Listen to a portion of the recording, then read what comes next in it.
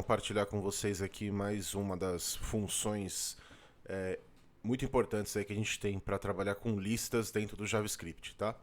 Então eu vou falar um pouco e rapidamente aqui sobre o map, que é uma das propriedades que a gente tem no próprio JavaScript. O map ele é muito confundido com a outra função que é o for each, né?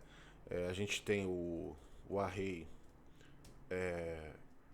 .map, né? É uma das funções, e a outra função é o array for each, tá? São essas duas funções que nós temos que acabam se confundindo aí muito nos nossos desenvolvimentos, tá? Mas hoje eu vou falar especificamente sobre o map e vou acabar citando aí que eles são, por que eles se confundem e o que um é diferente do outro, tá? Então, digamos que a gente tem aqui uma lista, tá?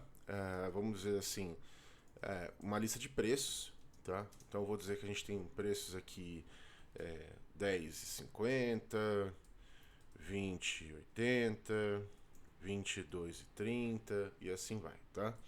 Então a gente está vendo aqui que a gente está separado por vírgulas, tá? E os pontos aqui são casas decimais, tá bom? E digamos que a gente. Essa lista de preço não interessa pro nosso front-end, para nossa aplicação.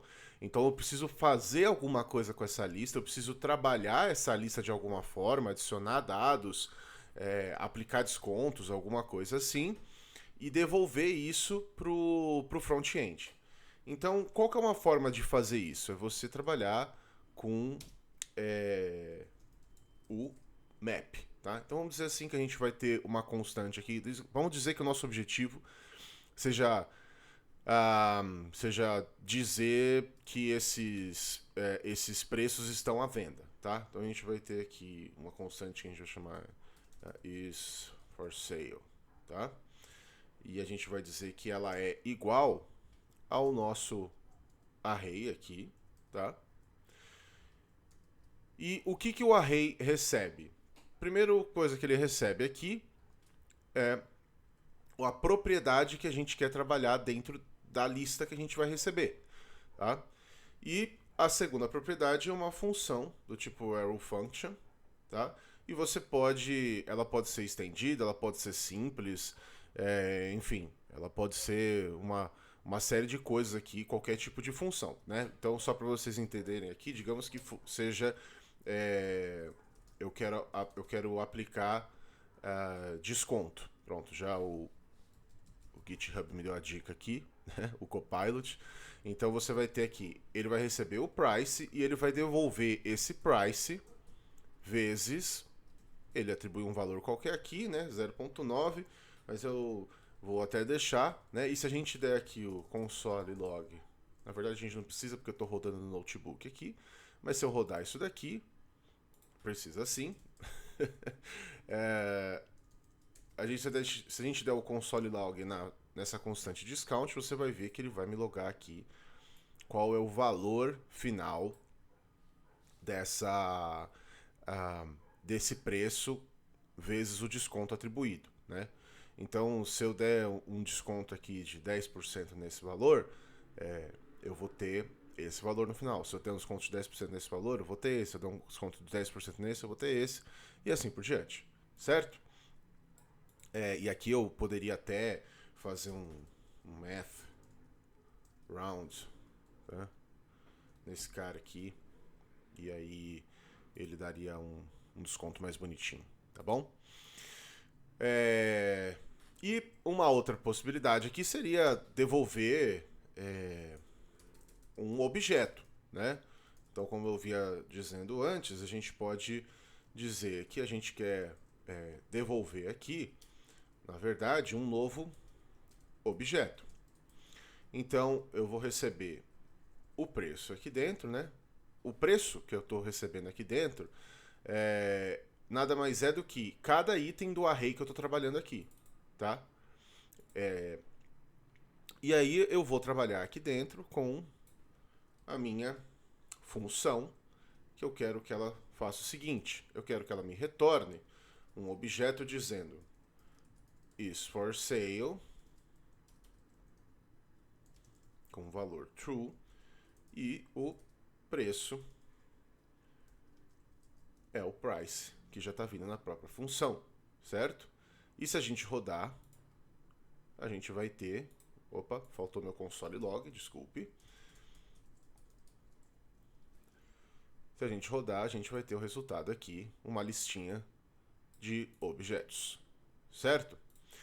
Pô, mas e se a minha lista não for uma lista de preços? E se a minha lista for um objeto também, uma lista de objetos? Você já recebeu uma lista de objetos, né? Então, digamos que a nossa lista seja... Ó, pronto, ó, já tem até uma sugestão aqui, ó. Pronto, já temos essa sugestãozinha aqui do Copilot para a gente entender. Então, e se minha lista fosse dessa forma aqui? Objeto, valor, chave, valor, e eu preciso trabalhar com as diferentes chaves dentro dessa lista. Nada muito novo, tá? Vamos pegar aqui, vamos chamar de new list, tá? E a gente vai fazer que essa new list é o prices.map, e eu vou receber aqui um item também, tá? E eu vou trabalhar com esses itens, ok? Opa, cliquei errado aqui, desculpa. Desculpa, faltou aqui a arrow function. Então, o que eu quero criar aqui? Eu quero aplicar desconto aqui, tá? Então eu vou dizer que o novo preço é o preço que está vindo. Vou tirar esse... Vamos dar o mesmo desconto da outra vez, tá? E eu vou dizer aqui que eu quero, na verdade, arredondar esse resultado, só para deixar mais bonito. E eu vou dizer aqui que o new name é igual... Aí tem ponto name to uppercase. O que vocês acham? Certo? E aí eu vou retornar o novo nome e o novo preço, certo? E aí se eu der aqui um console log new list, eu vou ter minha nova lista, os nomes para uppercase e os preços com desconto. Por que o preço está 2? Porque eu usei o math round aqui, tá? Então ele está aplicando o arredondamento do preço. Muito bem. E para concluir, qual que é a diferença do map pro for each? Tá? A diferença básica é uma só, tá? A diferença tem algumas, mas a mais importante, eu vou citar agora, é que o map, ele não é uma função do tipo void, né? O que é uma função do tipo void? Uma função do tipo void é uma função que retorna vazio, ela não retorna nada no final dela. E o map retorna o resultado do processamento que ocorre dentro dele, da function callback, né, que é essa function que a gente executa aqui. Então, esse valor que retorna aqui dentro é o valor que vai ser atribuído a essa constante aqui, que é o resultado desse processamento, tá? O for each isso não acontece. Então, vamos voltar naquele exemplo mais simples anterior, certo? Eu vou até usar as sugestões do Copilot aqui, e eu vou dizer aqui que o discount vai ser igual prices.forEach, tá? Se eu usar o forEach aqui, eu vou usar prices, tá? Price, né? Porque eu estou falando de uma unidade do array. E vamos dizer que eu queira que ele me retorne. Eu estou fazendo da maneira mais extensa aqui, tá? Mas eu poderia anotar isso de outra forma, tá? Eu poderia só fazer isso daqui, ó. Price vezes 0.9, tá? E se eu der um console log aqui no discount, vocês vão ver que ele vai me retornar undefined. Por quê? Porque o for each não retorna nada, ele retorna vazio, certo? Porém, se eu vier aqui, né, e usar o map no lugar, aqui, o map, ele vai me retornar, os valores com desconto, tá? Então, qual que é a diferença de um para o outro?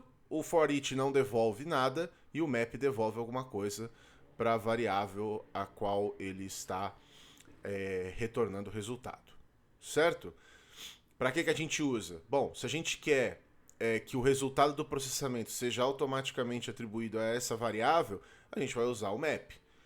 O for each, ele serve para você processar uma outra variável. Então, digamos que eu tivesse uma lista de descontos e uma lista de preços, e eu precisasse trabalhar na lista de preços baseada na lista de descontos. Eu poderia fazer um for each na lista de descontos, alterando a lista de preços. Aí eu teria uma lista de preços atualizada, e então o for each faria sentido aqui nesse caso. Beleza? Um abraço, até a próxima.